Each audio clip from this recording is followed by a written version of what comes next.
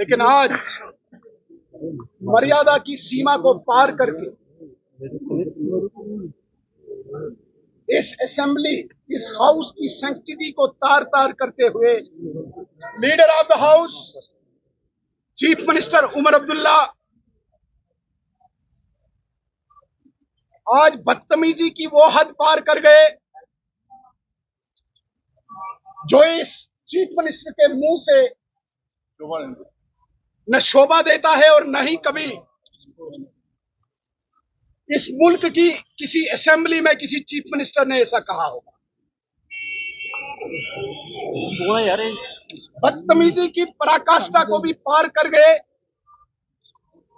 वो normal MLA नहीं है, आम एमएलए नहीं है, वो चीफ मिनिस्टर है।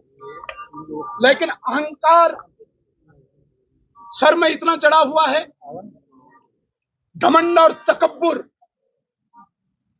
सर पे इतना सवार है कि लफ्जों की गरिमा,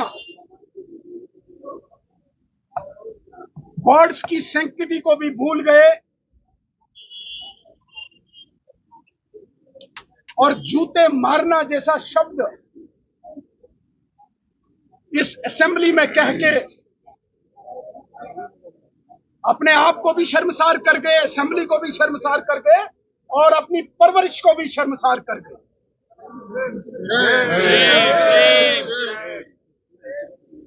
जहां पर उनको जवाब देना चाहिए था कि डेली वेजेस के साथ क्यों धोखा किया, वहां पर उनको जवाब देना चाहिए था बेरोजगारों के साथ क्यों मजाक किया, जहां पे उनको जवाब देना चाहिए था किसानों के साथ क्यों मजाक किया, जहां पे उनको जवाब देना चाहिए था कि आम नागरिक के साथ वादे करके वादा खिलाफी क्यों की, वहां पे उन्होंने इस प्रकार के शब्दों का प्रयोग करके आज असेंबली की प्रोसीडिंग को ही शर्मसार कर दिया।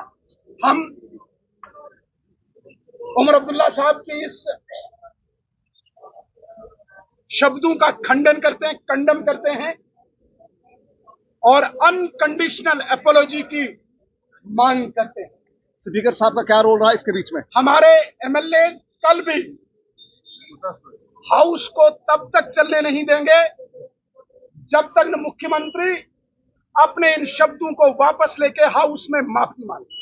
सुनील जी, कभी बंदर का इस्तेमाल किया जाता, कभी लोग रहे हैं जिनकी तारीख पढ़ के लोग प्रेरित होते हैं, इंस्पायर होते हैं, और उसी हाउस में आज नेशनल कॉन्फ्रेंस और उनके लीडर्स जिन शब्दों का उपयोग कर रहे हैं, इससे मुझे लगता है कि आज उन लोगों की आत्मा भी रो रही होगी जिन्होंने इस हाउस में आके जम्मू कश्मीर की जनता की सेवा और उसकी बेबूदी की बात की। बड़ी बदकिस्मती है, ऐसे ऐसे लोग आज चुन के आए हुए हैं जिनको पता ही नहीं कि हम क्या हैं। मुझे समझ नहीं आता संस्कार उनके क्या हैं। वो तो प्रस्तुत हो रहे हैं, प्रदर्शित हो रहे हैं, लेकिन संस्कारों के साथ साथ जो हाउस का प्रेसिडेंट है, उस प्रेसिडेंट को भी न मान के अनपार्लियामेंट्री लैंग्वेज का यूज करना, डेरोगेटरी वर्ड्स का यूज करना, ये मुझे लगता है कि कहीं न कहीं इस हाउस में बैठे जितने भी एमएलएज हैं उनको सोचना होगा कि आगे हमें जनता किस प्रकार से देखेगी, हमें जनता क्या देखेगी। ये बहुत बड़ी बदकिस्मती है और नेशनल कॉन्फ्रेंस को ये मैं देना चाहता हूँ। हम अपोजिशन में हैं और भारतीय जनता पार्टी एक अनुशासित पार्टी। आपने देखा होगा कोई भी हमारा एमएलए अननेसेसरी वहां पे कोई रक्स क्रिएट नहीं करता है, जबकि हाउस चलाना, इन ऑर्डर रखना ये रूलिंग का काम होता है। लेकिन वहीं पे इस प्रकार की शब्दावली का प्रयोग करना, कल तो इनका एक एमएलए भारत के संविधान को चैलेंज कर गया, यूएसए के संविधान को अच्छा मानता है।